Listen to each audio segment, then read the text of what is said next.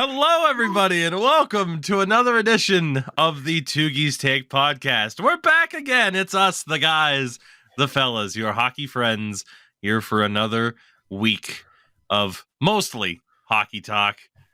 Although in the case of Endo Mills, boy, he's ready to throw hands. Everybody, I'm wet. He's got Jerry very wet. Yeah, that's pretty basically how I would say it. I had a long ass day today.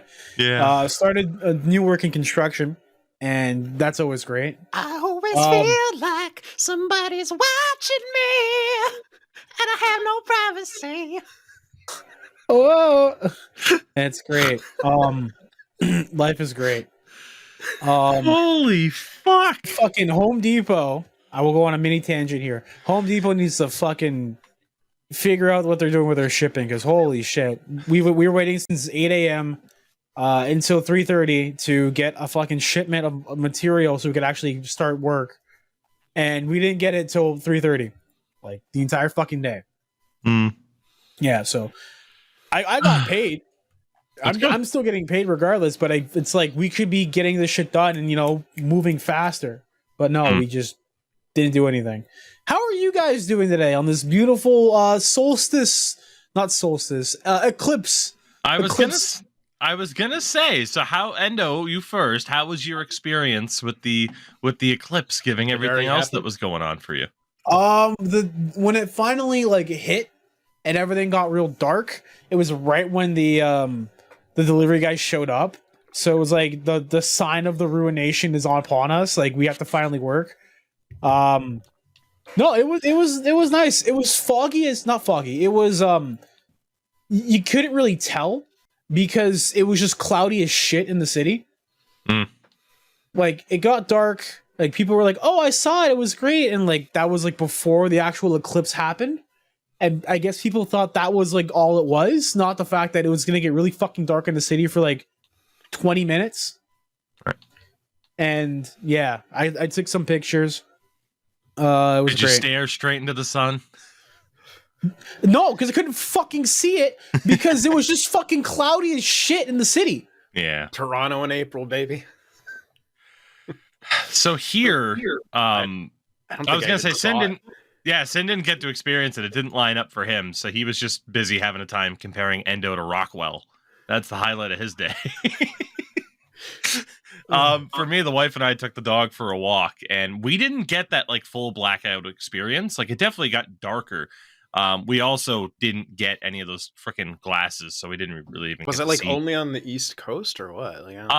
It was towards the eastern side of the Midwest.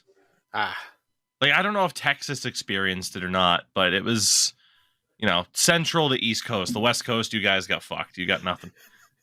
No, it's always gonna remind me of fucking that fucking idiot. Oh my god. Yeah. I will say. God, go ahead.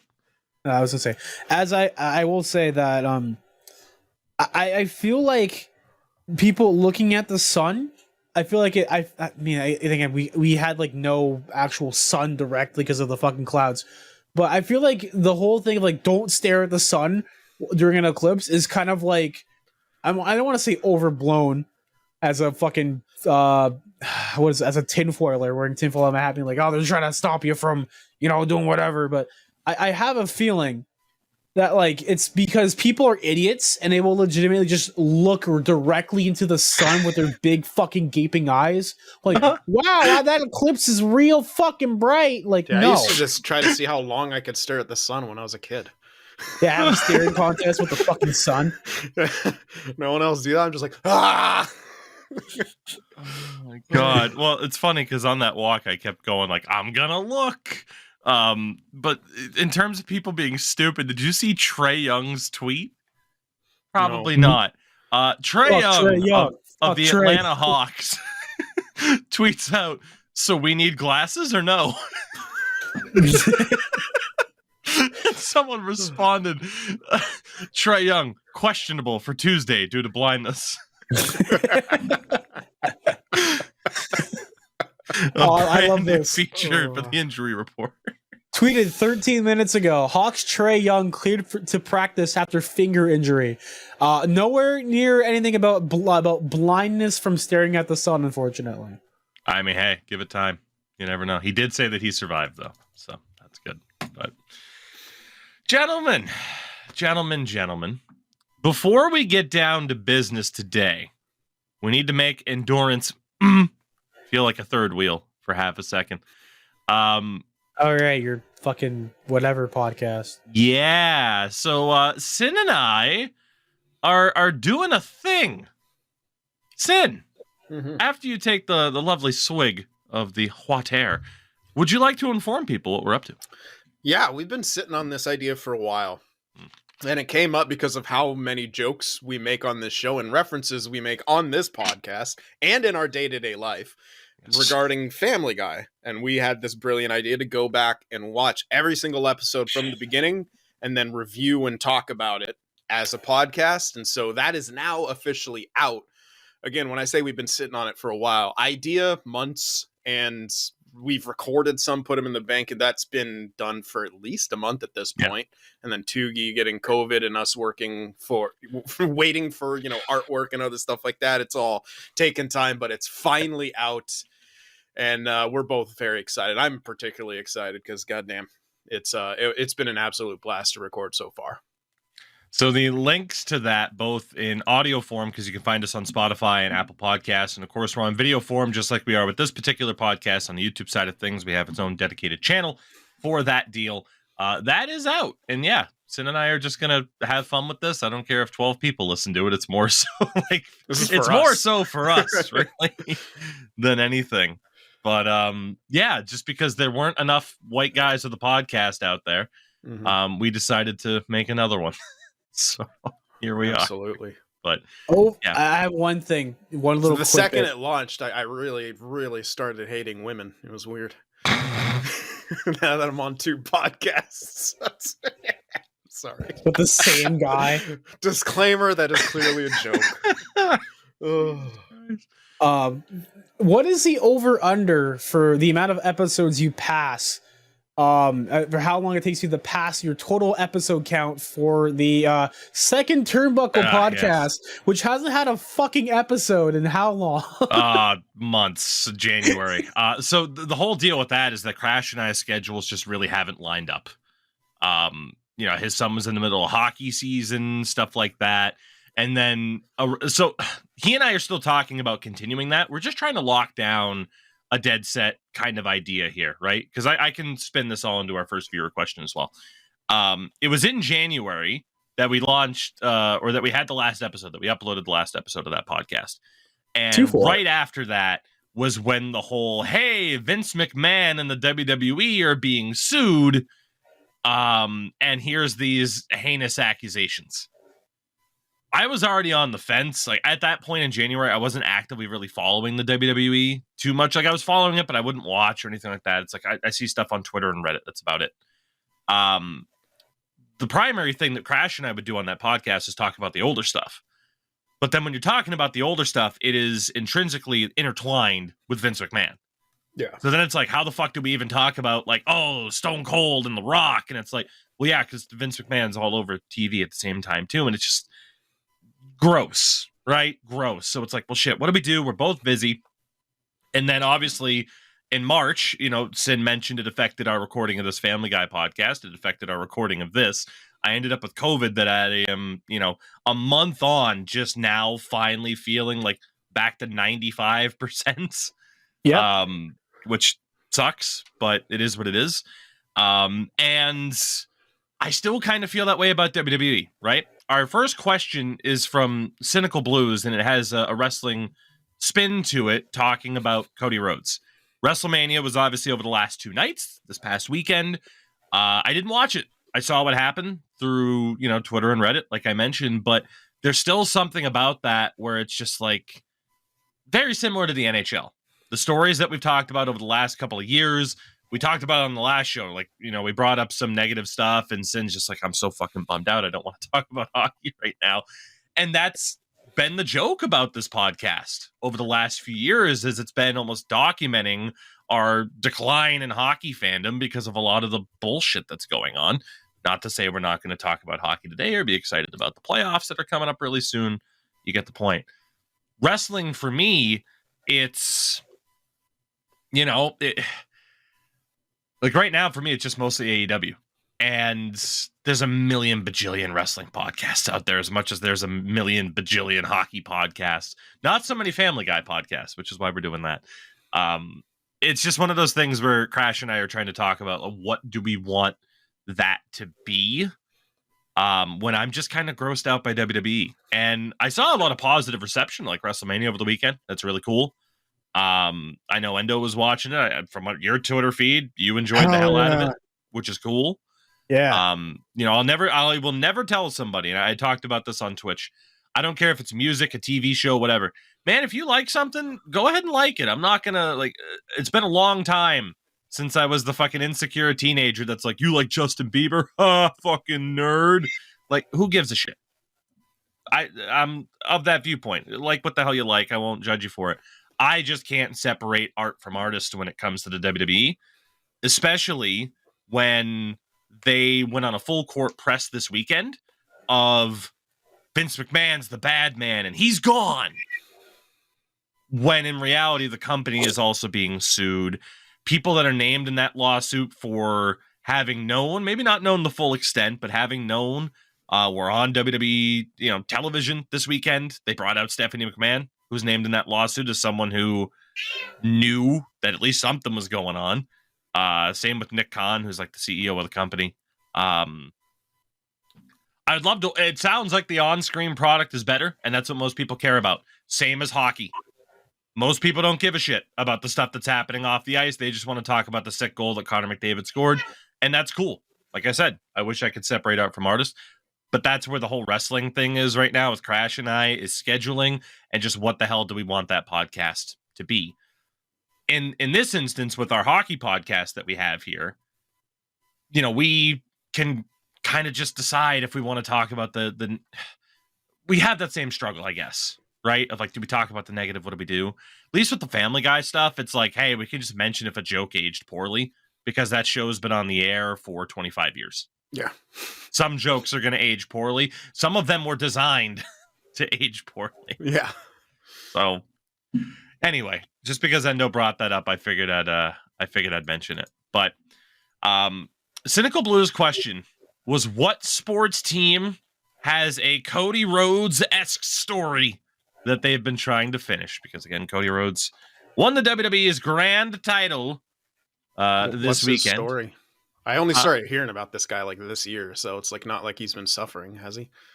So basically, that whole storyline was he was in WWE years ago, couldn't break through to that next level, leaves WWE, goes to the independents, helps start AEW, goes back to WWE to win the title his dad never could, and then he finally did last night. So, So it's like The Rock. In a way, kind of, yeah. Because he was like a second-generation wrestler, wasn't he? Third. Oh, my God, yeah. Yeah. And The Rock wrestled on Saturday on the first night of WrestleMania. Oh, so shit. There you go. That's crazy. Dude, they were they were just, usually like, in a WWE event, there's not a lot of swearing, but for the entire month, because I watched little bits and pieces here there on Twitter, or X, or on YouTube and everything, like the amount of like swearing and increase in like to that like new era of like people were saying it's like a return of like the Attitude Era and all that, but more like, freely the swear and cuss and more blood and all that.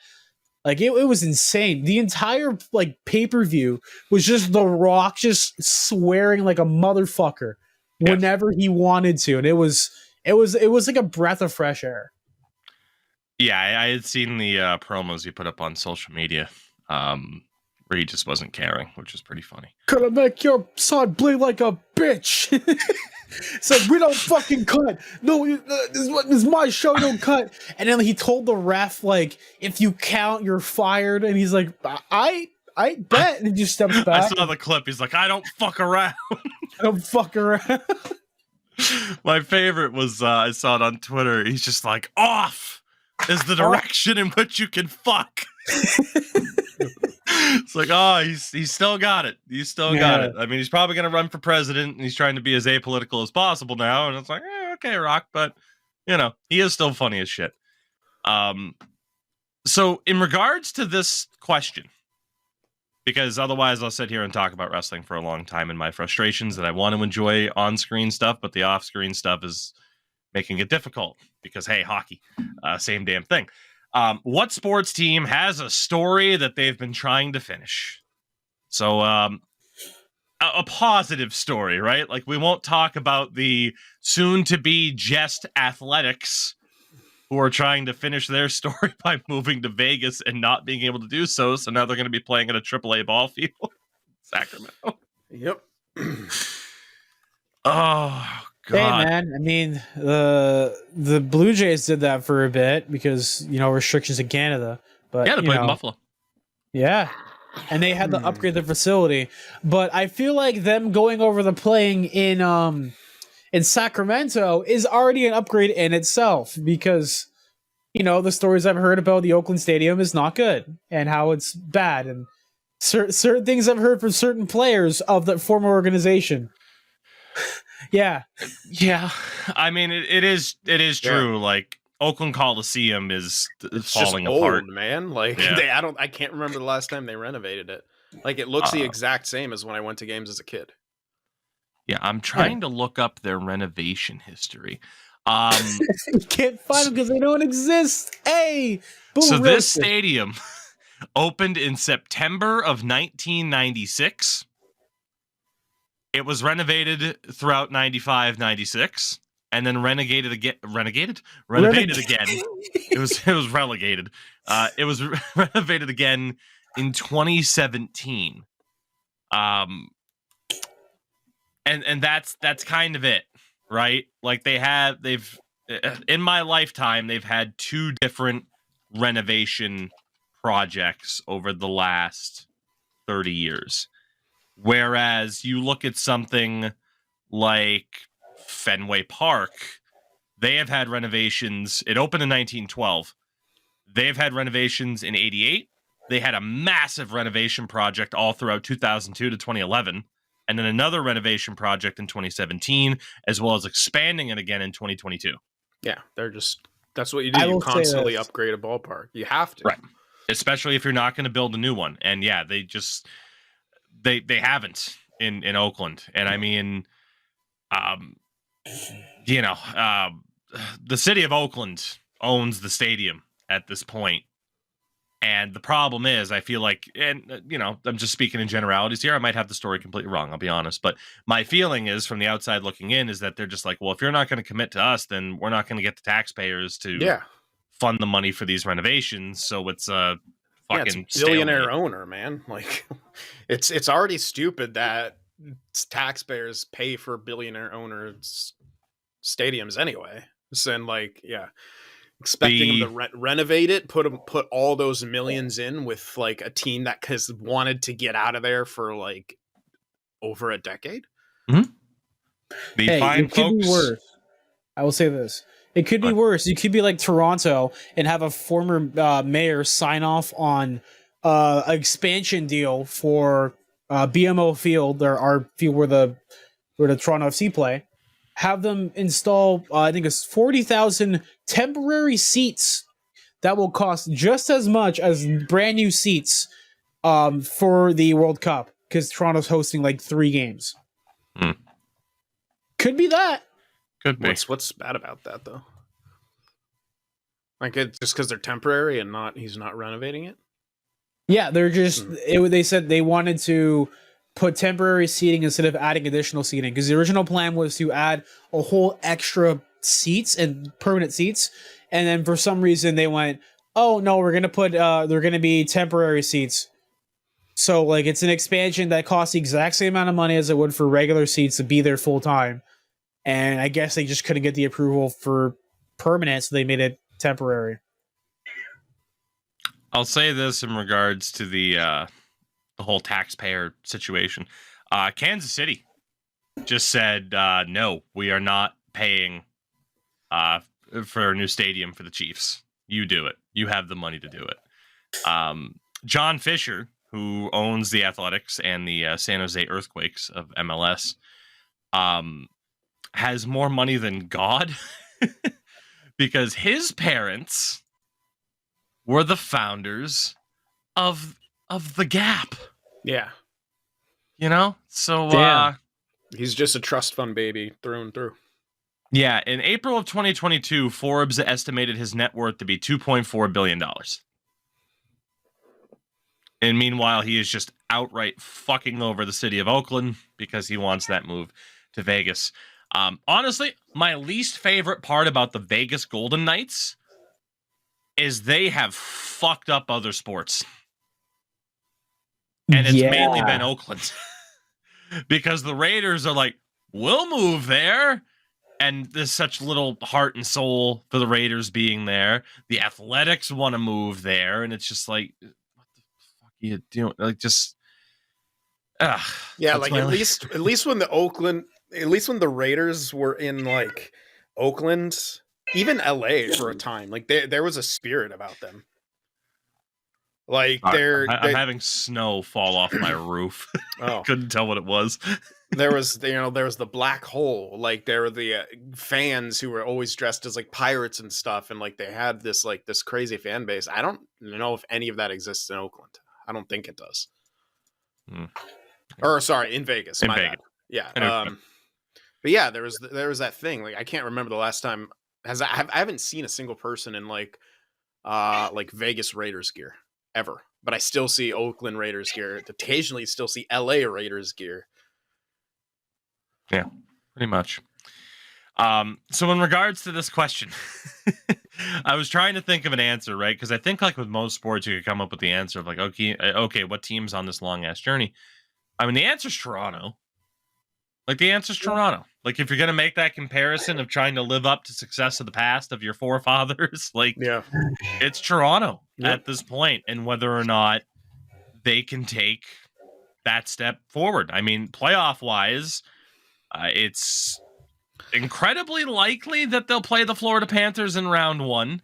There could technically still be some movement, but if you're the Leafs, it's either Tampa, the Florida Panthers, I mean, Boston, the New York Rangers, I mean, depending, like, I don't know, because Tampa's been insane. I don't know if they'll, I actually don't think Tampa would fall to the second wild cards. Or, no, yeah, they'd be in the top wild card spot, so it could technically be somebody. Anyway, you get the point. Probably not Tampa and Toronto again, but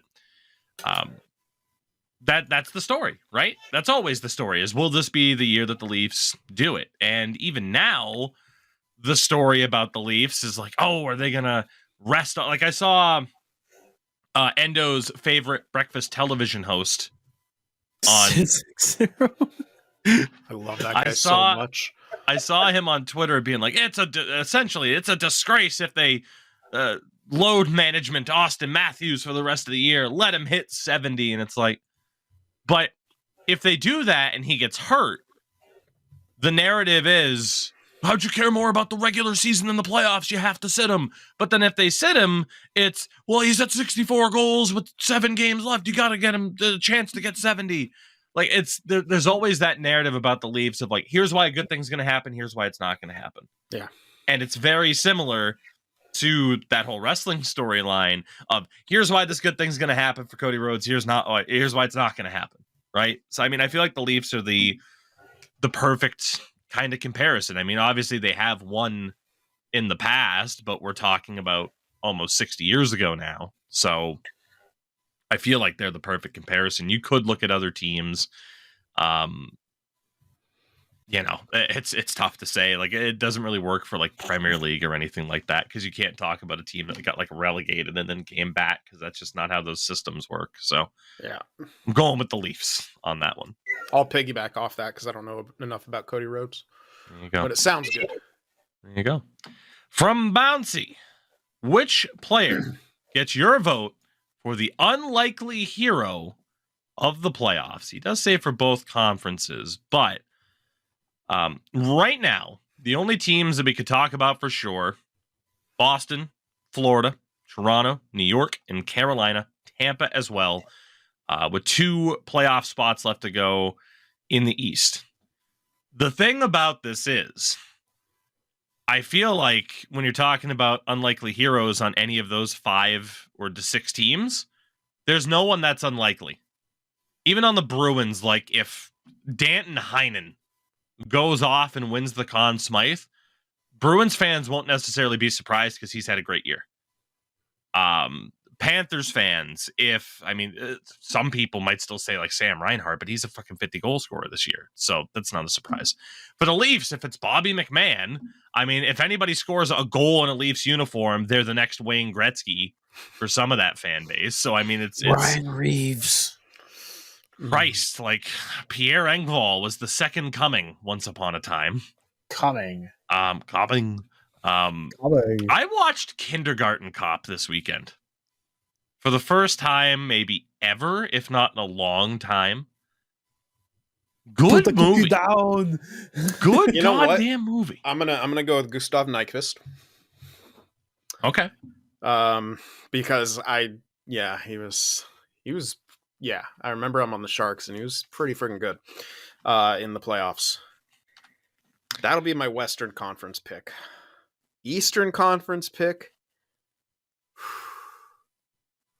Honestly, I'm gonna go with unironically, I'm gonna go with Bobby McMahon. I am ridiculously high on that young kid. He's been completely underutilized on Toronto. I hope. Too bad Kyle Dubas isn't there anymore. We can't grab him for nothing, and then he'll turn into a second liner for us, a la Barabanov. Yeah, but I'm really high on him. I would love to have him on my team. I think because everyone else, like if I'm looking on Carolina, like they're built where anyone can go off. Remember, like last year, Stefan Nason was going off, and it's just like, yeah, that's Carolina. That's Detroit is just like, I don't know. They have to be carried by Larkin and DeBrincat, and New York, no one cares. And the Islanders are just going to be the most boring hockey that you've ever seen if they stay in there, which they are. They're doing a good job. It's a tough question because I feel like you're not really going to get that. Like, it's especially tough to replicate it because if you're on a playoff team, odds are you've been talked about for a while. It's like I don't think it's a situation where like over 10 years ago now where it's like, holy shit, who's this Corey Conacher guy on Tampa? Because for the most part, like I said, you have 6 of 8 playoff spots in the East already decided, and then of course everyone else dueling it out for either the 3rd spot in the Metro or that second wildcard spot, aka all losing at the same time. Fucking trashed. I'll cut my arm off. I'll cut my arm off too. It's been horrible. And then the West is almost locked up. St. Louis is holding on mathematically by a thread. But even then, like Vegas, are you going to be surprised if even like Mike Amadio goes off after like he scored in the fucking Stanley Cup Finals last year? Like Nashville, like I feel like for me at least, it's a very tough question to answer because I do have that familiarity with the league of always kind of checking out like, oh, okay, what these teams look like from the roster editing stuff. So, I don't necessarily have a great answer for that. And the final question comes from Endo's Cat Muffin. Who's been meowing this whole show. It actually comes from Colin. Who will the Bruins starter for game 1 of the playoffs be? Now, if the season ended today, it would be Boston and Tampa in round number 1. Fun. Not fun. Not at all. The Bruins are 3 points behind the Rangers. Each have 4 games to go to get that number 1 seed in the East. Which is obviously a little bit more ideal to play a Detroit, Pittsburgh, Washington, Philadelphia, New Jersey, Buffalo. One of those 6 fucking teams in that second spot. In terms of the numbers this year, right? Because the Bruins' success Number one has been very surprising, right? I don't think too many teams would have thought they'd have a 5-point lead on the Panthers with 4 games to go in the season, right? That was just very, very unlikely based off of the losses of Bergeron, Krejci, etc. Yeah. Especially when you consider, I'm going to go over the Bruins lines here really quickly too. Their top line, Brad Marchand, Charlie Coyle, and Morgan Geekie with 66, 58, and 38 points respectively. The second line, Danton Heinen, Pavel Zacha, and David Pastrnak with 35 points, 56 points, and 107 Hell yeah. for Pasta. Pasta, by the way, 47 goals, 60 assists. He's been like, I feel like he's done that quietly too. Like he hasn't got nearly as much hype as he's gotten some other years. Their third line is Jake DeBrusk, Jesper Boqvist, and Trent Frederick. 39 points, 14 points, and 39 points. You know what? I'll change my answer to Trent Frederick if he learned how to lift the puck over the offseason. So for those who don't recall, 3 fucking 2-on-1s. Pass to Frederick. Oh, it's on the ice and right into the pad. last year against the 3 times. Panthers, he could have had 12 goals in 2 games, and he just could not elevate the puck. He does have 18 goals this year in 78 games, so maybe he's learned.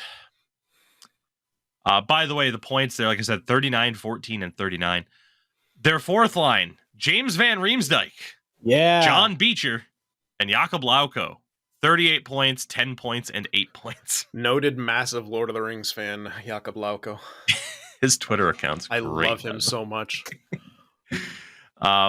By the way, injury to forwards, Justin Brazeau has 7 points in 19 games. Patrick Maroon still hasn't suited up for them once. Matt Poitras, Is limited. scratched?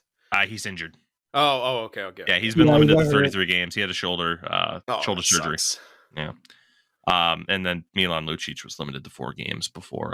He actually, he's about to win the Selke in the current season I'm in for the franchise mode. Poucher? Yeah. Good. For the record, the Bruins defense is Lindholm, McAvoy, Grizzlet, Carlo, and then Parker Watherspoon, and Andrew Peak, who they acquired at the deadline, with Derek Forbert being hurt, and then Shattenkirk and Lohrei are in there. So, I mean, it's not the craziest team in the world. It comes down to their team structures and their goaltending. And their goaltending hasn't even been outrageous, in my opinion. 38 games for Allmark with a .255 goals against average and a .916 save percentage. 42 games for Swayman with a .252 goals against average and a .917 save percentage. They've been almost identical this year in terms of those 2 base stats. I mean, you just got to get better goaltending. 2 goaltenders at a .915 or higher. Oh, it hasn't been amazing. Oh, we're suffering. Fuck you. The reputation is, though, right? Like, oh, they must be insane. It's like they've been good. Yeah. Like you would expect, like, okay, to see the Bruins in first in their division, and to see the fact that it's David Pastrnak, Brad Marchand, and their band of merry men. You would expect then to see the goaltending be up around like 925 plus. And it's not. I mean, especially when, then again, the highest for a starter in terms of save percentage this year is lower than some might expect. You have backups like Laurent Brossoit and Anthony Stolarz, both in the early to mid 20s for games played at a 925 and a 922. For a starter, the highest save percentage in the league is a 920 for Connor Hellebuck. And we've seen starters kind of up towards 930 before. So honestly, I'm wrong. Swayman and Allmark are only behind Hellebuck, and Joey Decord is the only other guy to have played points. What was that? By 3 fucking points. Yeah, right, exactly. And Joey Decord's the only other goalie that's up there over 35 games played. So honestly, they have been really good, actually. I thought there were other goalies that were up there around like the 920 plus mark It just looks like goalie save percentages are lower this year, so NHL 24 becomes more realistic, where good goalies don't play well. So we all lose on that front. Yep. To answer the question, Jeremy Swayman. He's the guy. Yeah. Makes sense. Allmark has 1 year left on his deal after this, with a 15-team no-trade list. Swayman is an RFA at the end of this season. He is going to get paid. And unless Allmark takes a pay cut, which right now he's making $5 million, Swayman's at 3,475. Swayman's going to be, I mean, I don't even think it'll be as low as 5. I think it'll be $6-7 million a year. What the hell did Jake Ottinger get paid? Like 4.5. You got like Jesus, you got Ottinger's only getting 4 right now. Okay, holy shit. He also lives in fucking Well, Texas. Dallas did magic with like Robertson and Ottinger, Mhm. and Yeah, they I think even I know those were the two. I thought there was like one other that they got a really team friendly. Maybe it was Heiskanen. Ruppe. Oh, well, hey. I mean, so for the record, it's off topic, but Dallas is paying Rupe Hintz 845. Robertson's getting paid 775. Heiskanen 845. Ottinger 4 mil. It's fucking stupid. That's Francesmo numbers, baby. They multiplied the asking price by 0.85. There you go. 85% trick, baby. It's got to be Swayman, right? Like he is their guy. Allmark, if he sticks around long term, it's because he'll take a pay cut because they're going to need to pay other people, of course. Even though they already have like Pasternak and McAvoy locked up. So, yeah, I think it's got to be Swayman. The thing for me, I don't think they'll do it, but it's what they should have done last year. Stick with the goddamn rotation. Like, I don't think it needs to be like, okay, it's Swayman's net until he has an awful game. Like, that rotation system worked. And again, they have the ability to do it. You know, a team like Winnipeg, like, I get it. Like, even though statistically Brossois and Hellebuck could do it, you're paying Connor Hellebuck the big bucks to have stayed in Winnipeg and to be the guy. He's going to start making $8.5 million starting next year. I think the Bruins still have that strength of it's not a, so if you're the Jets and you're like, okay, we're going to alternate because we're not playing Hellebuck tonight, we're playing Brossois. Teams are going to be like, boys, they're putting in Brossois. Even though his numbers are good, he doesn't have the reputation of a Hellebuck. Allmark and Swayman are equal, where you're like, oh shit, we don't really have an advantage one way or another, do we? Yeah. My viewpoint, at least. And I would say the biggest advantage is that like they're especially for when it comes to teams who like overplay goaltenders down the stretch, like Dallas or Vancouver. For Boston, you'll probably have the luxury because both goalies will be rested more to be able to ride one, but I don't think you should because it's like I'm just like for the reason being, yeah, you've been rotated all year, it's worked all year. Also, why would you just want to drive one of them into the ground? Also, like, keep them on the same workload, and I think you'll get better results. And there's that old hockey mentality is like you choose a guy, you go with that guy until he loses the net or whatever. And I'm like, why? You don't do that in the regular season. So why do you start in the playoffs? Like, yes, it's different. Yes, it's you're playing the same team every night, but I think that's even better. Keep throwing in different goaltenders so they can't have a consistent scouting report every single game. Like, okay, every goalie has a weakness. And if you keep playing the same guy, that weakness can be exploited. So I would keep swapping them, man. Completely agree. In terms of some other hockey topics that we have here, we got some current ones and then we got some ones that could be discussed at any time, but hey, now's a decent little time. And I want to start off with what's going on in the NHL over the past week. And I want to start off with arguably the biggest story from the past week, and that was yet another showdown between the New York Rangers and the New Jersey Devils, which is a shame it won't be a playoff series this year. All season long, pretty much, these two teams have been at each other's throats. And Matt Rempe has been in the middle of it. From his first game against the Devils, where he headshot, I believe it was Nathan Bastian, And then there was a follow-up game where he didn't want to fight Curtis McDermott. And then right out of the gates for this one, they put McDermott and Rempe on the ice. And they finally get their scripted brawl. But it turns into a full line brawl with 8 players getting ejected.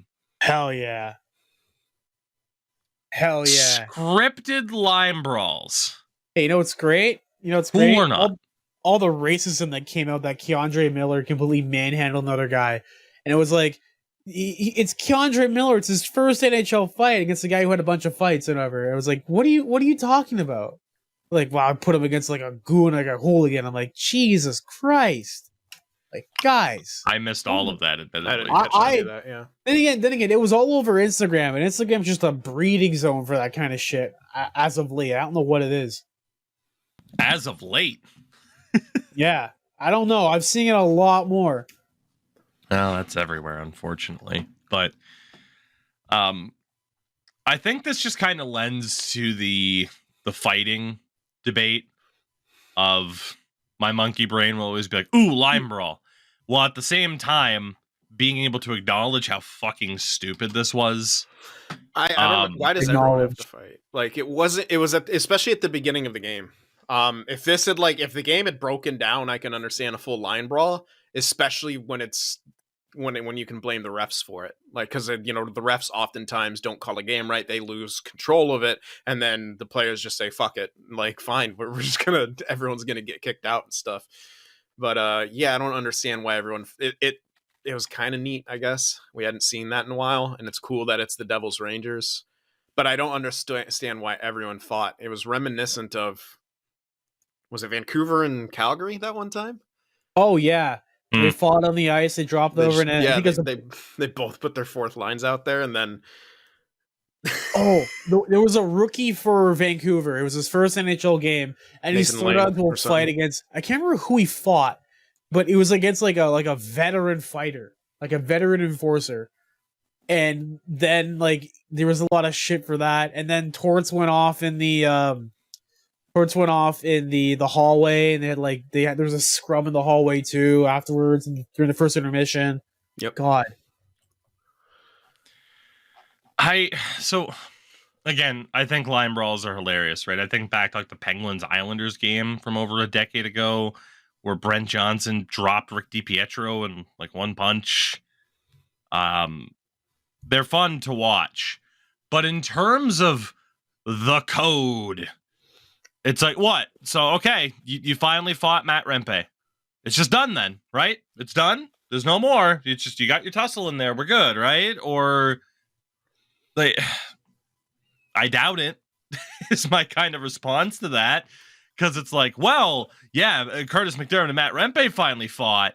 But, Curtis Lazar, Chris Tierney, John Marino, Kevin Ball, they were involved with fights with Jimmy Vesey and Trouba and Miller and Barclay Goodrow. So does Barclay Goodrow and John Marino have to fight now to settle it? Like, I don't know. I don't know. To me, it's like I said, I can enjoy it for, people punching each other in the head is always kind of entertaining because we're chimps at heart. Let's be honest. But at the same time, it is just kind of stupid, right? Am I wrong? I could be wrong. I don't know. It just feels kind of stupid. Yeah, scripted fights started because of the instigator rule. Yeah, that too. So it's like, yeah, I don't know. I don't mind the scripted fight between McDermott and Rempe. I don't understand why everyone else started fighting. That's the thing I don't understand. And then they all get tossed too. And so it's like the NHL can't even figure out what its own rules are. Like, why don't you just sit them all for 5 minutes? Like, why do they all get tossed? Like, what is the situation where fighting gets you tossed? Like, what is in the rule book that says this is when you get kicked out for fighting? Is it because they all fought at the same time? Where in the rule book does it state that? It's a fair point. Yeah. Too many fights at once, so therefore people have to get kicked out. Yeah, it just and what's weird, I mean, there were 10 skaters involved, but only 8 of them were ejected. Wait. So who didn't get ejected if they all fought? Let's see. Rangers goalie Igor Shesterkin and Devils counterpart Capo. Oh, so the goalies. Okay, so everybody but the goalies. Fair enough. Wait, but it's only 8 players? So who are the 2 skaters that got off the hook? Because I'm pretty sure I saw everyone fight. Hold on. It would be 10 skaters. There's 12 total if the goalies were kicked out too for fighting. But. I think 2 guys literally didn't fight. I don't know who it was. Tierney, Marino, Ball, McDermott. Hold on. So Lazar didn't get kicked for the Devils.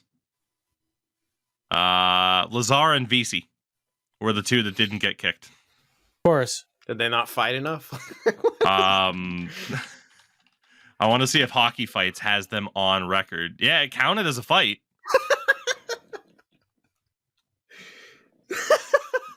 It counted as a fight, but I mean, it was the voting's very one-sided to Jimmy Vesey. I guess it was, I don't know. I guess it was so pathetic on their part that they're just like, fuck it, leave him in the game. We can't call it a fight. I don't know. I have no idea. That's great. Maybe they just kicked, 4. Was Lazar a defenseman? No, they're both forwards. Yeah, maybe they're like, it's going to be too short of a bench if each team loses 5 guys. So if we only take 4 skaters from each, no, it doesn't make sense. Yeah, I don't know. I'm trying to think. That's like 1 guy from each line, then you can rotate. I don't know. I think we can admit it's fun to watch. It's cool as hell. It's also dumb as shit. For all of these reasons that we've talked about. Who got ejected, who didn't, the instigator rule, it's typical NHL nonsense. At the very least, I can enjoy the fight for what it is. Speaking, though, of typical NHL nonsense, the Ottawa Senators. Oh, man. Oh, the culmination of their season, all coming to this moment, is just so perfect. They just cannot. This has been a nightmare season for the Sens. It is bad enough to horrifically underperform. It is even worse to set yourselves up to get clowned on like this. Earlier in the season, in February, in Toronto, or against Toronto, I should say, Ridley Gregg ruined hockey by scoring an empty net goal with a slap shot that resulted in Morgan Riley cross-checking him in the head or the shoulder, or whatever the fuck idiots wanted to say. Because of the unwritten rules. Well, at the end of a Sens Devils game, Nico Hischier put the puck into the net about a second, two tops of an empty net for the Sens. Didn't even count as a goal. And Brady Tkachuk sprints across the ice, resulting in Tkachuk and Brendan Smith looking to throw hands. Yeah, just to set yourselves up to get clowned on like this. Poor Sens fan. Yeah. But not really, Brian. Because they're like, it's different. And yeah, it is, but it's the same. It's different, but it's the same. It's an unwritten rule that you're talking about. Don't give me he got penalized for it. It doesn't matter. The game's over. It's a 2:00 written on a piece of paper. It serves nothing. Like, unsportsmanlike, and to me, like, all he did was, like, he was already skating to the net. All he did was lift his stick up and the puck goes in. He didn't shoot it, and he didn't even really guide it in. He was skating towards the net and then stopped handling the puck and it went in. Like, right. So it's empty net etiquette that you're talking about, right? So it's the same. We have an episode title. It's the same bullshit, and your guys react. And the reason that you're getting shit for it is because You know, like the way that you guys said everything's fine, it's fair game. Like, oh, the game's over. It's always been you don't shoot into the net after the whistle or something like that. It's like he didn't shoot.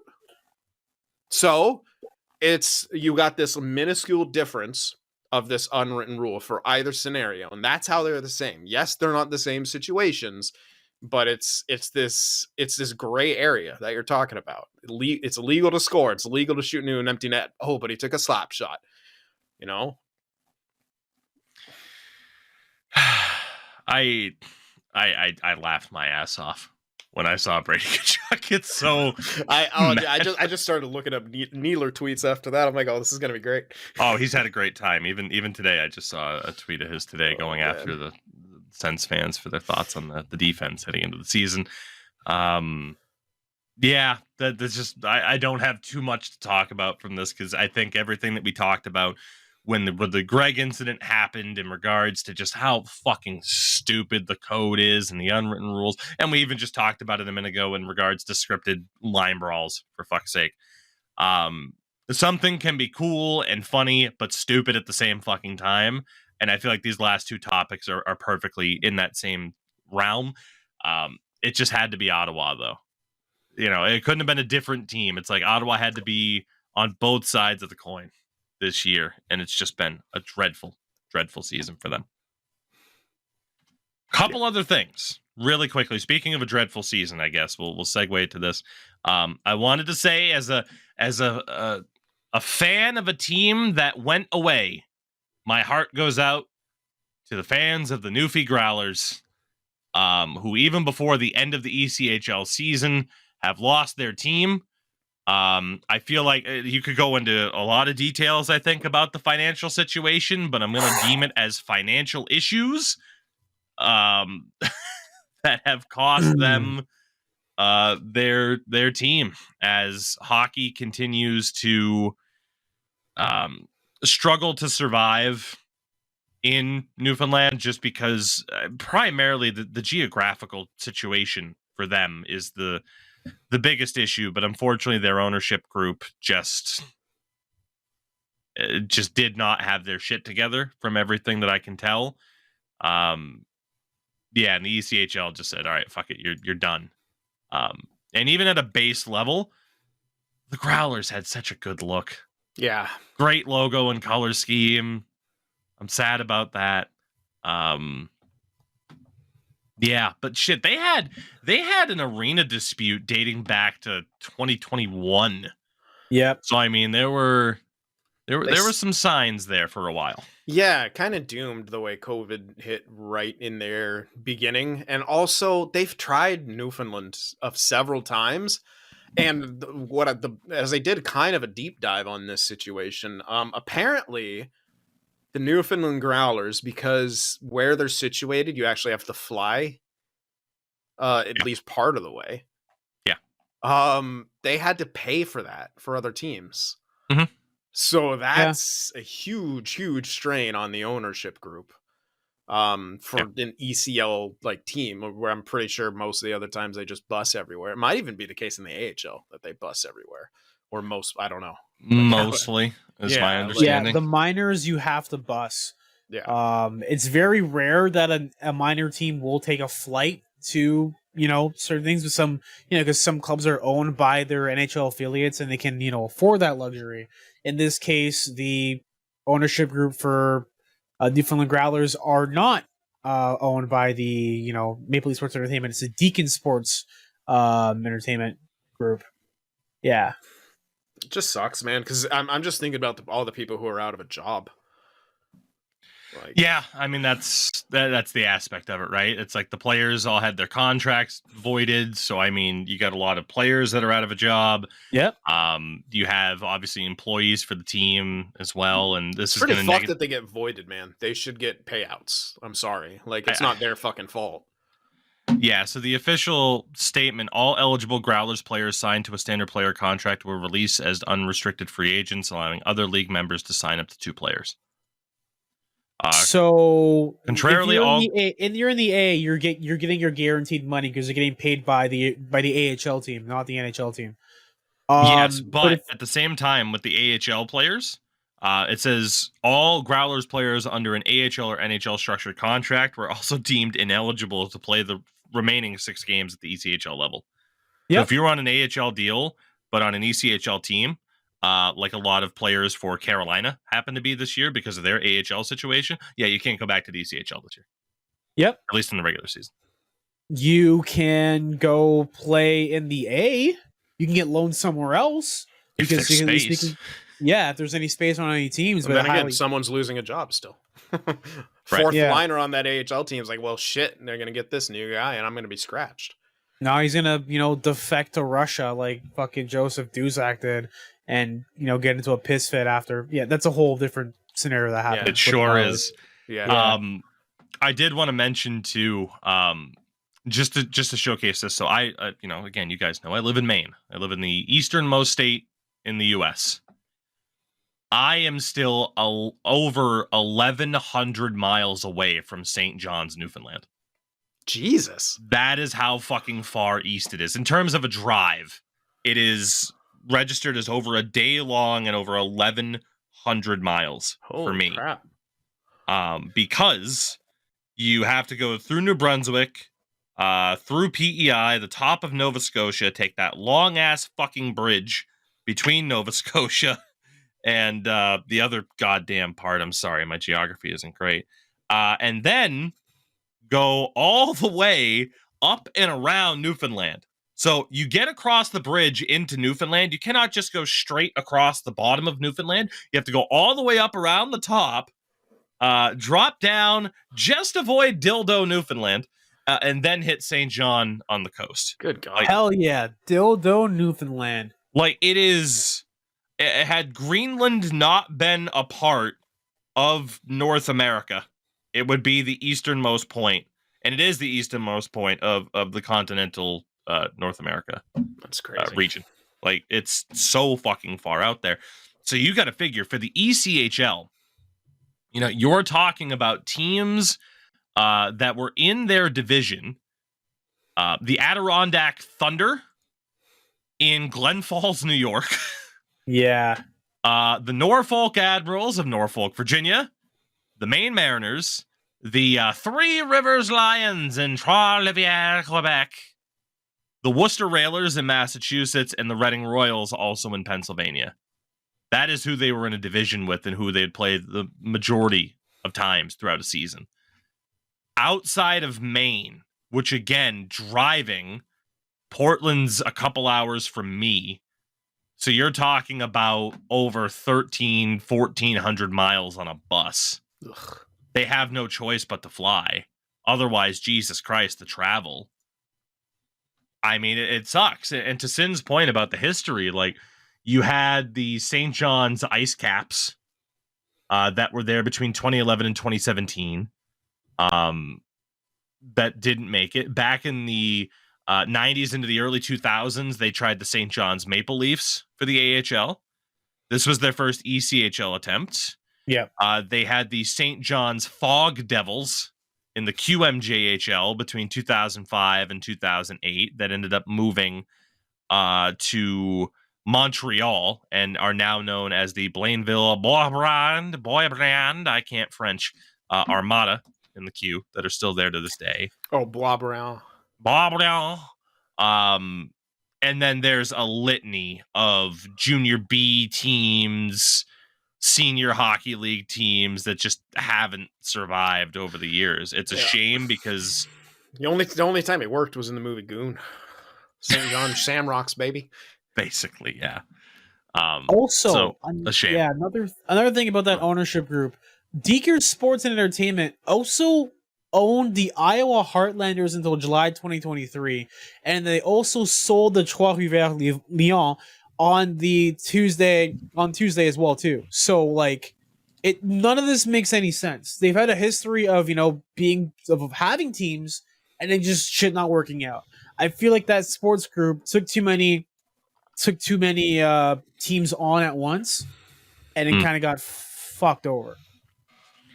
Self-inflicted, who knows? I think another big thing is I think that there were people lined up for the sale for the Growlers. So this would have been completely unavoided whatsoever.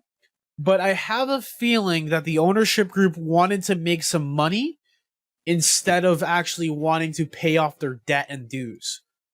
Because right now, the Growlers were in a better position than the Trois Rivières. They were doing a lot better positionally. Attendance-wise, they were doing relatively well as well, too. I mean, the Trois Rivières were like dead last in the league, not doing too well on standings.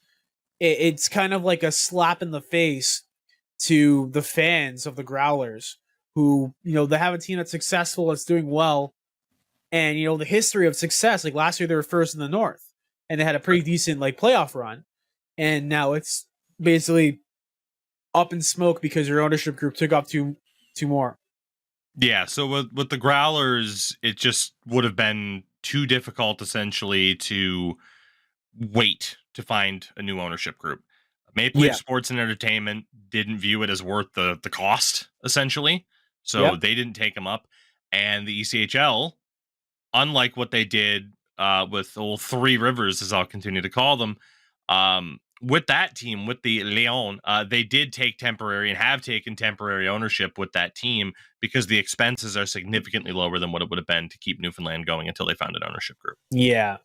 I would not be surprised if MLSE is already working on bringing over a team, probably local to Toronto or in Brampton, Hamilton, somewhere soon, because that development pipeline has helped them in the past.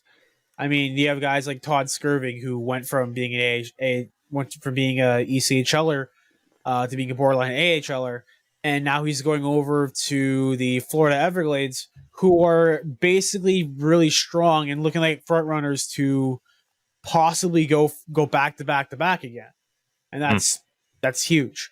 Also, shout out Joshua Ho saying we're dropping an album, dropping an application for sports of getting people together to host sporting events, and getting signed to an ECHL deal in the same week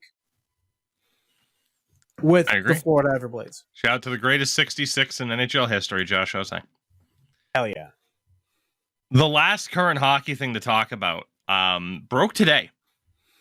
The ownership group of the Utah Jazz have sent out a survey asking if an NHL team were to come to Utah, what should we name it? Oh, no. Now, this has brought up memes, old and new. There was a Steve Dangle podcast joke from back in the day calling them the Utah Bunch of Wives. Which is fucking incredible. Other suggestions I saw today were the Stormin' Mormons. Hell yeah. The Soakers. Oh no! Yeah. Was that DJ Bean? I think it was DJ Bean. Oh no. Yeah. Oh, no. So if anybody oh no. If anybody doesn't get that, oh,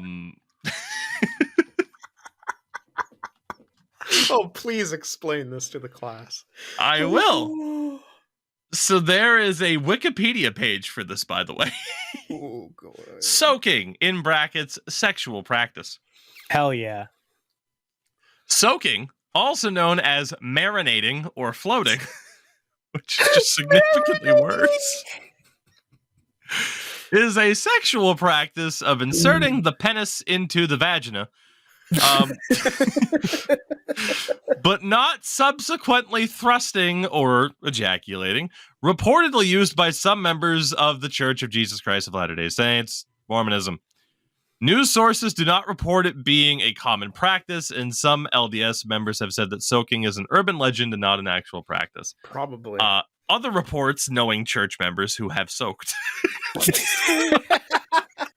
Who ratted, who tattled. So, I'm going to keep going because it's very funny. Some popular news sources have stated that soaking serves as a purported loophole to the LDS Church's sexual code of conduct called the Law of Chastity, which says that all sexual activities outside of a heterosexual marriage is a sin and further bars masturbation for church members. Can we just accept that religion does nothing but try to stifle basic human instinct? They have to have all. Oh, sorry, I'm gonna get off. Well, no, you're not. That's against the rules. Oh fuck. Oh fuck. So yeah, it's soaking's just putting it in and don't do anything else. That's Letting it. the Lord take control. Holy shit. So yeah, if you want to read more about that, again, there's a Wikipedia article. That also includes related practices. Practices described in the following sources are related to soaking, including jump humping, Provo pushing, which might need to be the episode title, Provo What is pushing? any of this? and durfing. Jump humping is defined. Soaking is sometimes accompanied by jump humping, in which a third person is invited to bounce on the bed for a couple engaged in soaking, thus generating motion for them. Yeah, someone shakes the bed so that way, like, it just generates the God, motion. I'm not humping. It's Craig. He's jumping on the bed. It's not me. Provo Two little pushing. monkeys soaking on the bed. One got up and jumped on the bed. One got off and now he's going to hell. Provo pushing. The jump hump assistant has been termed the bed jumper or Provo pusher after Provo, Utah, home of Brigham Young University. Yeah, jump hump assistant's pretty good, isn't it? I'm just thinking of the LeBron, fucking Dwayne Wade, where like Dwayne Wade's gonna dunk and LeBron just arms spread out like hell yeah. me and my bros helping my buddy soak. And then there's durfing, which is what they call dry humping. Durfing. The C also terms include coitus reservatus. There's a Wikipedia page for the poop hole loophole. Oh my god. Fuck me in the ass for Jesus. There's sexuality in the LDS Church, technical virgin, and saddlebacking are all articles you can click. Saddle what? What? This is the best segment we've had since we talked about porno grind. Yeah. I feel bad. No, I don't actually. Oh my Holy god. shit. Just Mormons get shit on so much just for being. I mean, it's what happens when you base religion off something. You can ask your grandparents if it happened, and they can say, "No, that didn't happen." Yeah, they get shit on. That's what happens when you use the poop hole loophole. Like, what the fuck? Oh my god. So I clicked on saddlebacking. Oh no.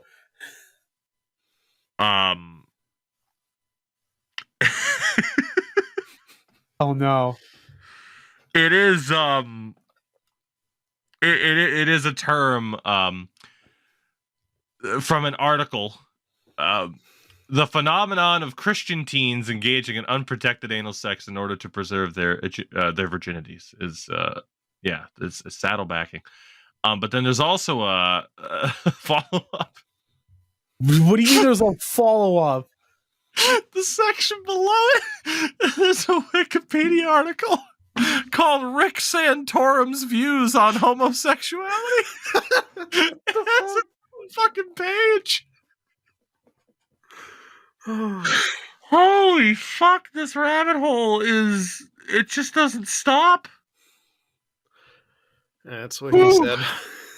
So anyway, other Utah hockey team names suggested were the SLC Punks, which very good. As long as Matthew Lillard movie from back in the day.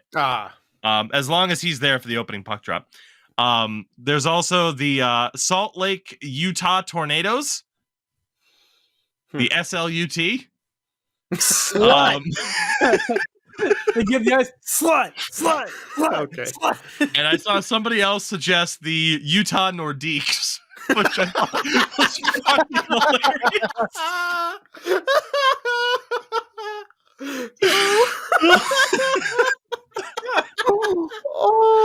That's funny as God, dude, anything to pick off the Quebecois, man. Oh my If you can god. piss them off, it's always worth it. Oh man. Oh, So man. Oh, God, me. Utah Nordiques. I thought that Fuck. was phenomenal. Oh my God. I think any of these are winners. More serious, people mentioned like the flag of Utah now has a beehive on it, so they were like, oh, the Salt Lake Stingers or something like that. I think there would be good branding that they could come up with. Obviously, because people had a blast with Seattle, right? Like before the Kraken was announced, the It's Rain honestly City, one of the, oh yeah, the bitch pigeons, like the Rain City bitch pigeons is still my favorite creation of all time. I will personally shout out one of my franchise modes, the Seattle Seamen though. My favorite, the Seattle Salmon Maki. Just because of the fish. What? Oh, okay. Yeah. I got you. You know, the salmon's popular in Seattle because of the fresh water. Yeah, and salmon maki.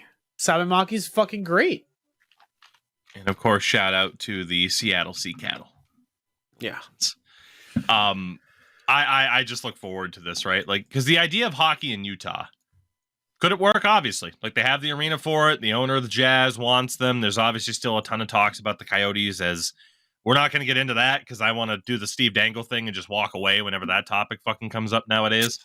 I'm over it. Just do something or don't. Yeah, we'll see what happens. Stop in terms, especially on social media. Yeah. In terms of Utah getting a hockey team, I find it interesting just how much they've entered the narrative, right? Because prior to that, it was always like, oh, you know, Houston, Kansas City. And now all of a sudden, Utah is like right up there as a top potential destination for the NHL. As we've discussed, they don't want to do anything related to relocation, though. They want expansion teams. Yeah. They want people to pay those expansion fees. Absolutely. And I have no issue with the league going over 32 teams. I don't give a shit. I don't see why that would necessarily. They should go up to 40. And this is what that miscellaneous topic I said we could bring up at any time was, you know, we should have a 40 team league. And maybe expand the playoffs a little bit. I would just say put in a play-in round. Make the regular season matter more. I don't think it would necessarily dilute the product that much either. To go from 32 teams to 34, even up to 40. No, yeah. If you can't go tall in the way of you're going to be the dominant sports in every area, go wide. Hit all kinds of new areas. I think that's what you should do. And you're not going to dilute the talent. Look how many expansion teams do really well. Right off the bat. Vegas, Seattle did pretty good, or that we thought they'd do better the first year. They didn't do great, but then they made the playoffs. What, second year they're in existence? Yes. Like, clearly you're not diluting the talent that much. And especially, too, like, you talk about the AHL, right? And I'm looking at the leading scorers right now. Rocco Grimaldi, 65 points in 66 games. He's been up and down throughout the NHL and the AHL. That would guarantee someone like Rocco Grimaldi a spot. And Rocco Grimaldi being a full-time NHLer is not going to dilute the product, but it is going to allow someone like him or Adam Gaudette, who has 40 goals in the AHL this year, Cole Lynn, Seth Griffith, TJ Tynan. It's going to allow guys like that to make a better fucking living while not necessarily diluting the talent pool, because it wouldn't get to the point where it's like, okay, let me go to the fucking 5th page of top scorers in the AHL and be like, oh, but Max Sassen's going to be an AHL or an NHLer now. That's going to ruin the league. Like, yeah, I don't think so. You know, that guy being on a 4th line or being the 13th forward or something like that isn't going to ruin it. And then, like Sin said, you cast that wider net of Utah gets a team, Houston gets a team, Salt Lake City gets a team, Quebec hopefully gets a fucking team so we can stop hearing about that. And then you get into those other large markets that don't currently have a team, whether that be breaking through in Virginia or adding another team in Texas. Christ, you're already adding it in Houston. You could add a fucking 3rd one in San Antonio. There's so many different options. You could upgrade Milwaukee from an AHL club to an NHL club because they have the arena for it. The Milwaukee Admirals, if I'm not mistaken, play where the Bucks do. they could easily house an NHL-sized team. There's so many different options, and I completely agree with that. It's that idea of go for that further expansion. Because, again, the talent pool is not going to be diluted. Like, you already have NHL-level talent in the AHL. What it will affect is the ECHL, perhaps, because you're going to need that top ECHL talent to replace the departing AHL talent. But I feel like that's worth it to have the highest league succeed that much more rather than the third tier. Yeah.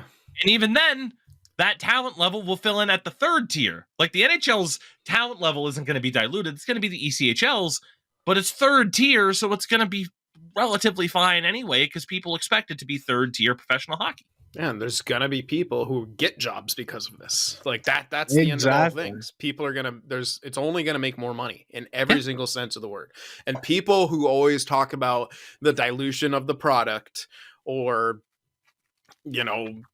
whatever they it's all those people those are the same people who are afraid and resistant to any form of change and evolution. It's the same type of people, and hockey can and will sustain 40 teams. And I'm telling you this, next couple decades, there's going to be more expansion. And honestly, I think there could and should be 40 teams.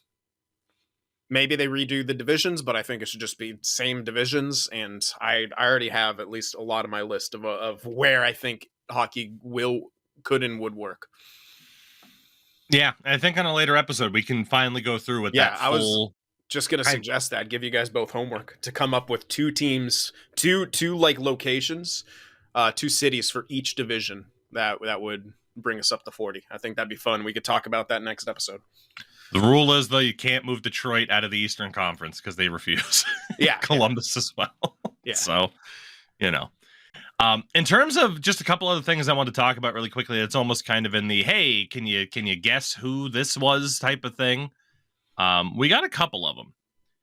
The first one I want to talk about is number one goaler, Carey Price. On r/hockey earlier this week, somebody posted a graphic. The most points in a single season for a Montreal Canadiens player since 2000. Number one is Alexei Kovalev with 84 points. And then Saku Koivu, 75, Max Domi, 72. Nick Suzuki this year was 71, and then Saku Koivu again in 2002-2003 with 71 points. Will that knowledge that it maybe wasn't the strongest team surrounding Carey Price, will that knowledge stop you from joking about Carey Price number one goaler? Because it won't make me stop laughing about it. No. It's a fact. Not a joke. It's not /J, it's /Circe. God. I saw this and immediately my thought was like, yeah, I don't care. Just because it's funny, right? Like, I think most people know, like, Carey Price was, one of the best of his generation. Maybe not someone that, you follow to a T to potentially ruin all of Hockey Canada's goaltending. Yes. But, yeah, it can be true. It can be true. But, hey, at the same time, look at the Bruins this year. 84 points and 07-08 for Kovalev's pretty equivalent to what David Pasternak's doing right now. And then the Bruins still have, like, Charlie Coyle and filling up the team. It's similar. What you're bitching. I just wanted to set Sin up for a chance to take shots at the Habs, but I did it instead. Yeah, so. you nailed it. Jeff Skinner became the 11th youngest player in NHL history to reach 1,000 career games played. There's some interesting names on this list. Fuck! I just thought of I'm so sorry. We got to rewind a little bit. I thought of the best Salt Lake City team name. The Golden Plates. You got the Golden Knights and the Golden Plates. Yes. Oh, the Salt Lake City Joseph Smiths. Shout out. I was just gonna say shout out to what's his name. He just wanted to fuck multiple women. God. Anyway. Please continue. I will. I just thought this list was interesting. Dale Howardchuk was the youngest guy to reach 1,000 career games at 30 years old. And then there's some other names on there that aren't surprising. Vincent Damphousse, Patrick Marleau was the third youngest to do it. Brian Bellows, Pierre Turgeon, Anze Kopitar, Chris Gratton. I didn't know that Chris Gratton had 1,000 career games played. I don't even know who you are. That was one of the ones that surprised me a little bit. Sabres legend, if I'm not mistaken, Chris Gratton. He played for a bunch of different teams. Huh. But that was a surprising one. And then Scott Stevens, Steve Yzerman, and Luke Richardson. So some interesting company for Jeff Skinner. And I only bring this up because last night on Twitch, Architect popped into my chat and he said, Sabres have missed the playoffs for the 13th year in a row. End me. Jeff Skinner still hasn't played a career playoff game either. He ends up out of Carolina right around the time they get good. Oh, now he's in Buffalo. Wow. I feel so bad for Jeff Skinner. It's fucking trash. Trash. The Sabres are trash. By the way, on that list, the only other player to not have a playoff game by the time of reaching their 1,000th game is nobody. Jeff Skinner's the only one. The lowest total was Chris Gratton with 40 playoff games by the time he reached his 1,000th game. Skinner is still at 0. Ugh. It's honestly impressive how bad the teams have been that he has been on. Yeah. To the two fun ones really quickly to wrap this up. Sidney Crosby has tied Wayne Gretzky for the most point per game seasons in league history. He also hit 40 goals on the season. And the NHL put up a graphic for Crosby. What else was happening when he recorded his first point per game season? And some of these facts are intriguing. It would have been 2007, because he had 150 like his sophomore season, I think. So they're counting the 05-06 season for Crosby on this. Okay. Because his... When was the lockout? 04-05 then? 04-05, yeah. Ah, okay. It was Ovi that missed his rookie year. Crosby did not. Okay. So yeah, they competed the same year. So Sidney Crosby, by the way, in that rookie year, had 102 points in 81 games. Yeah. Silly. This graphic. What happened in that 05-06 season? Well, Connor Bedard was born. Twitter was founded. High School Musical first aired. Oh, God. Pluto lost its status as a planet. Any guesses of what the number one movie was? In 05-06. Yes. So I believe... Let's see. The Departed? Not The Departed. Shit. Nacho So it is Libre, counting as a 2006 film that they had on this graphic as the biggest movie of the year. And it was a sequel, a Disney sequel. Ew. What the Iron hell Man. came... No. It's not Bendo. Iron Man 2. Not Iron Man 2. Good guess, though. A sequel in 06. Spider-Man 2? Not Spider-Man either. Huh. The top movie was Pirates of the Caribbean, Dead Man's Chest. Shit, that Oh. was that long ago? Yeah. That movie's 18 years old this year. Jesus Christ. Holy hell. And the number one song, Bad Day by Daniel Powder. Oh my God. God. Yeah, I tried to bad day. remember that. You had a bad day. The camera don't lie. Jeez, Rick. Basically. Fuck God. Jeez, Rick, I had a bad day. Morty. Bad day, Morty. The camera don't lie, Rick. Noted Canadian Daniel Powder, the pride I'm of Vernon, sorry. BC. I'm sorry that the CRTC made the play that song like fucking crazy. Man, there have been so many songs that I I'm heard like, CRT well, this is probably triggered. popular.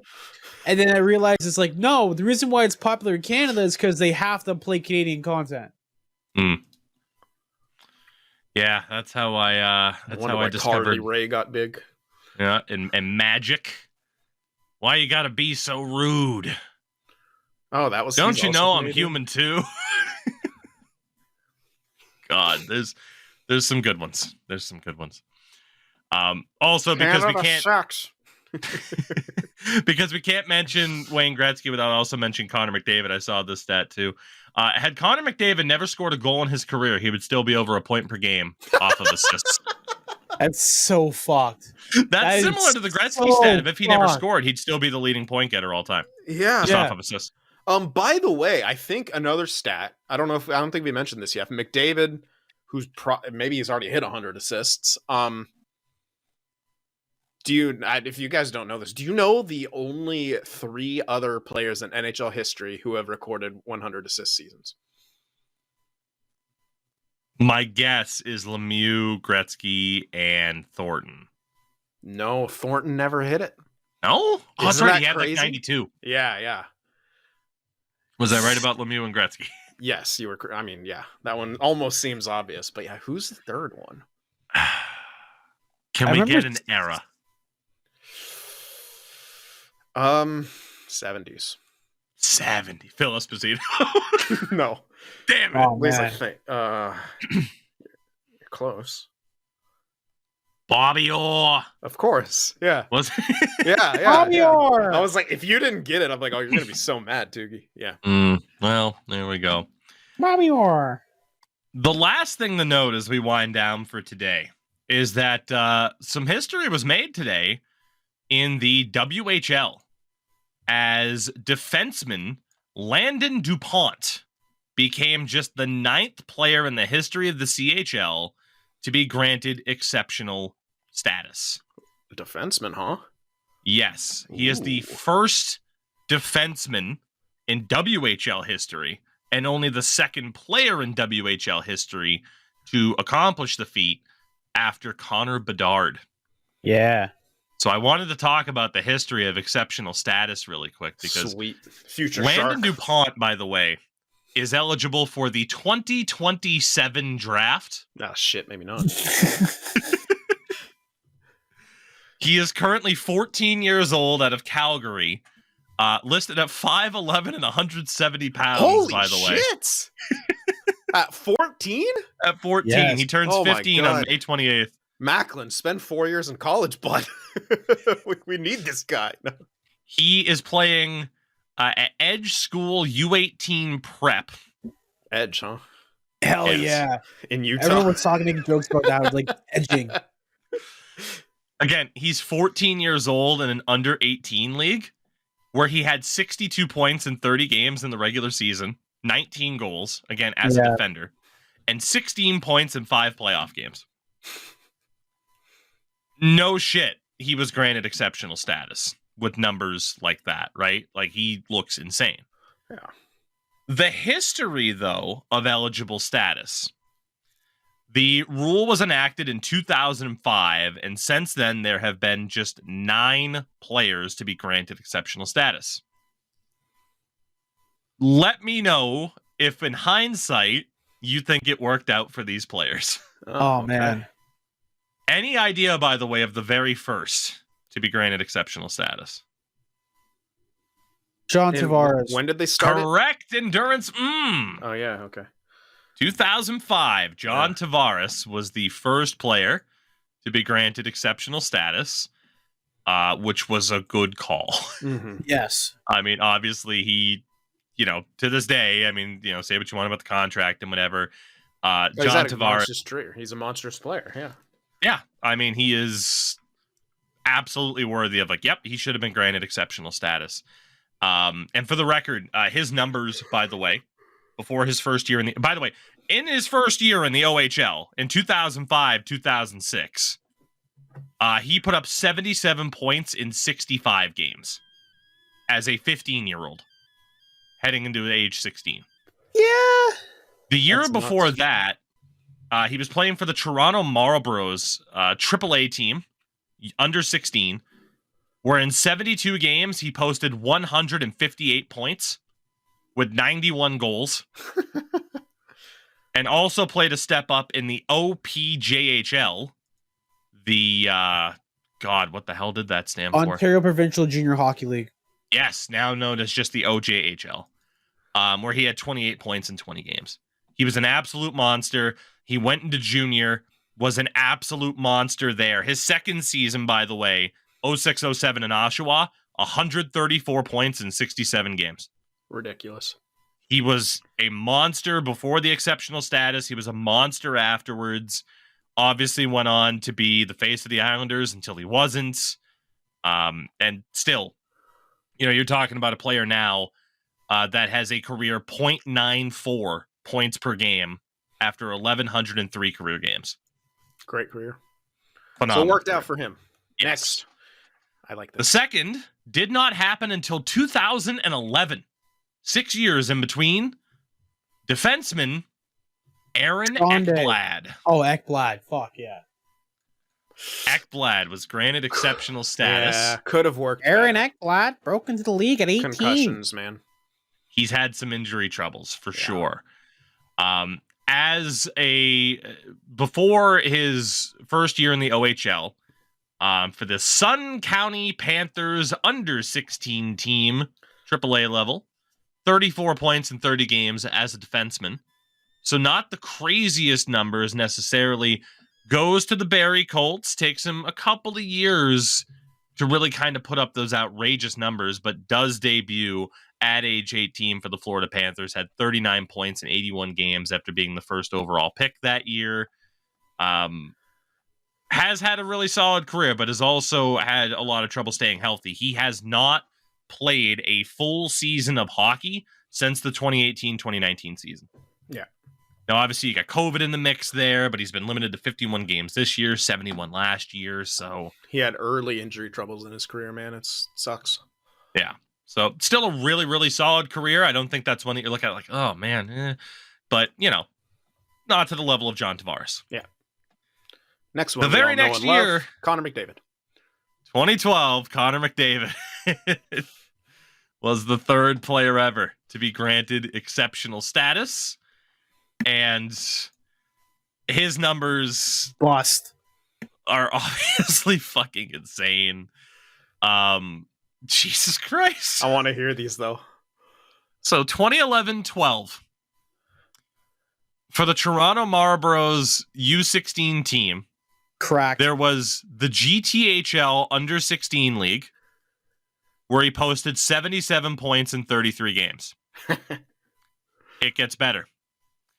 He also that year played for the Marlboros in the U16 AAA league, where in Midget, 89 games, he posted 209 points. You gave him the puck. It was final. Oh my god, that's like 2.5+ points per game. That's stupid. His first year in Erie as a rookie, 66 points in 63 games as a 15 to 16-year-old. Is outrageous. And then obviously he'd get better from there. His last year in Erie, in his draft year, 47 games, 120 points.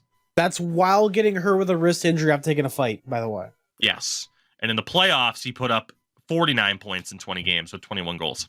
Jesus. And then obviously we do not have to talk about his Oilers run, where he got hurt in his first year as well. Came back and scored the most iconic end-to-end goal in his career so far. Going through an entire team, everyone's like, is it going to be the same way as he comes back? I think it was first fucking shift, goes through the entire team, one-hands it. God. Sex. He's unbelievable, right? Like I read off John Tavares' numbers. Connor McDavid, through 643 games played, has a career point per game of 1.52. John Tavares is stellar at 0.94. Yeah. McDavid's at a 1.52, and through 49 playoff games is at a 1.53. So he gets it done in the playoffs too. I mean, we don't have to hype up Connor McDavid. He is the pure definition of generational talent. Yeah. If Connor McDavid were to retire today due to a freak injury or health complication, he is a first ballot Hall of Famer. I don't give a fuck. Yep. First ballot right there. Player number 4 in 2013, defenseman Sean Day. Sean Day is the first name on this list that didn't really work out. He's a career AHLer now. I mean, that's still fucking good. That's still great. But for a guy who had exceptional status to not get anywhere higher than that, You're talking about 3 number 1 overall picks between Tavares, Ekblad, and McDavid before Sean Day went. And in 2016, he was drafted 81st overall in the 3rd round by the New York Rangers. Wow. His first year before going to Mississauga, he played in a 16 and under AAA league, had 35 points in 63 games as a defenseman. His career high in the OHL, which he was in the OHL for his entire run, was 47 points in his final year. And then, to this day, has just 2 NHL games played. AHL time, 272 games, 55 games in the ECHL.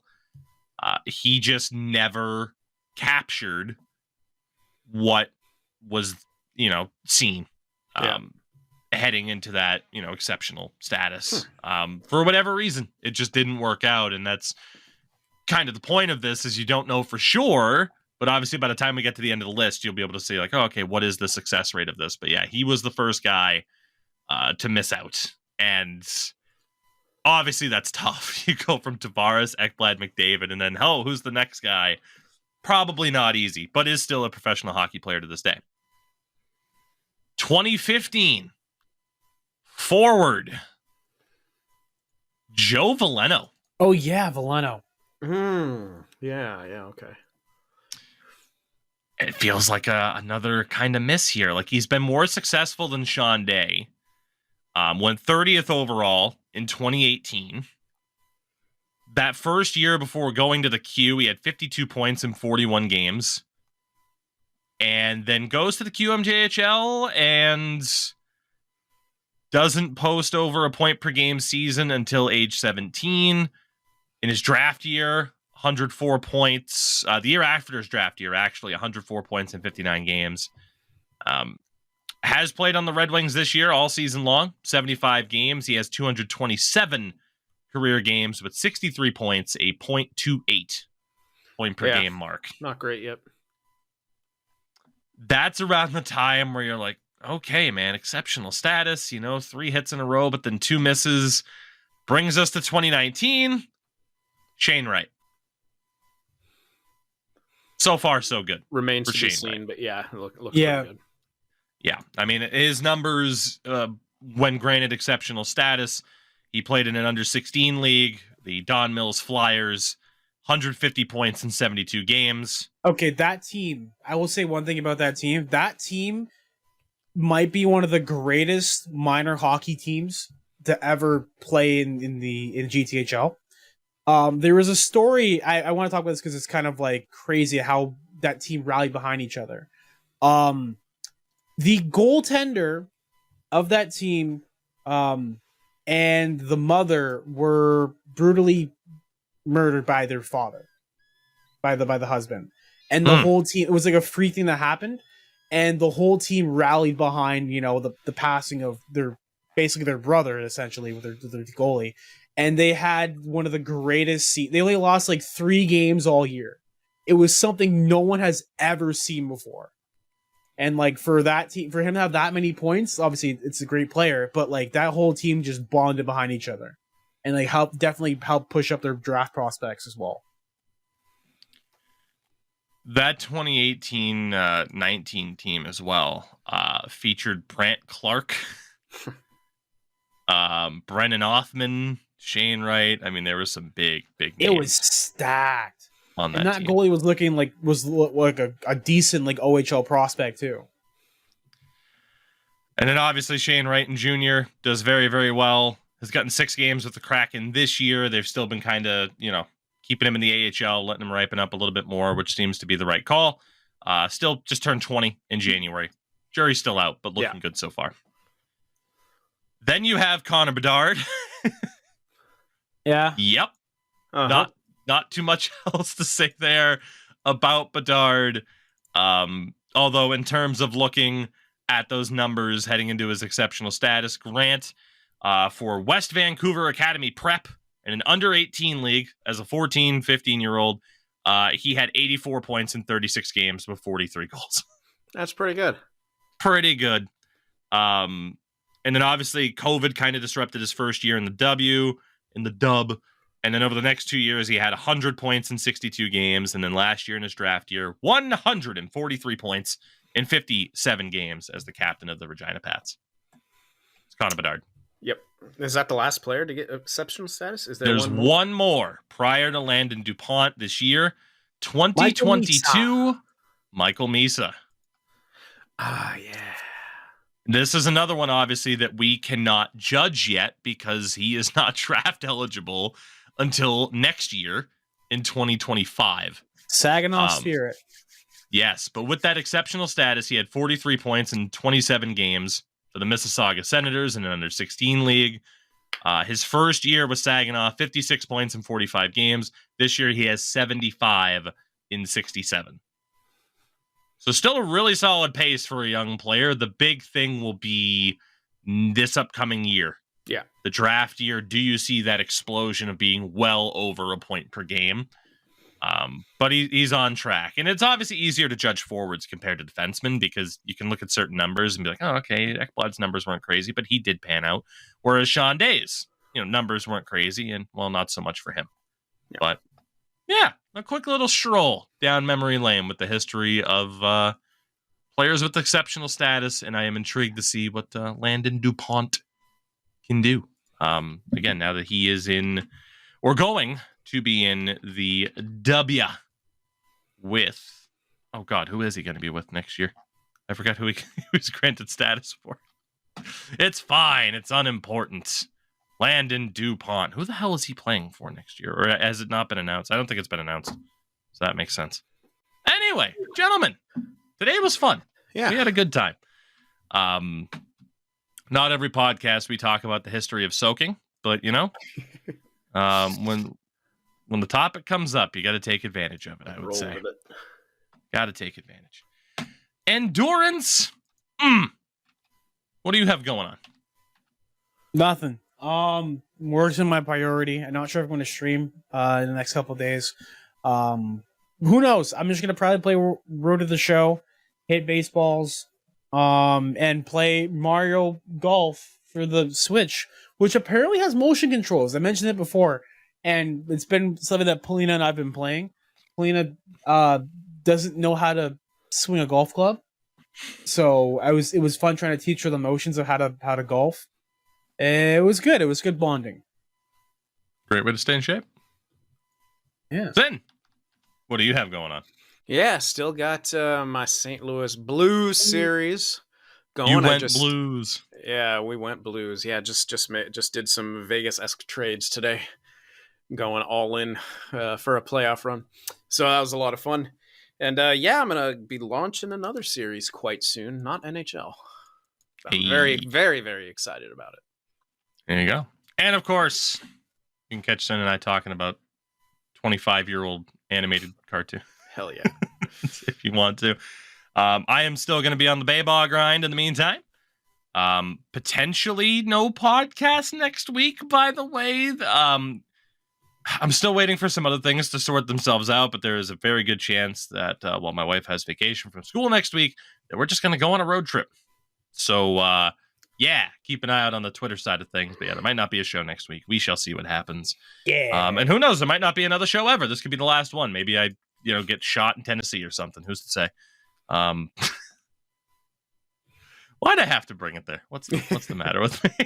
We love you, everybody. We will see you next time. Or we won't. Who's to say? Don't stare at the sun, you fucking idiots. Okay, I think we can end the podcast on that, maybe. Can anybody else top No, that? that's it. I'm just going to keep this going. I'm not hitting the stop button. Can't stop. Soaking?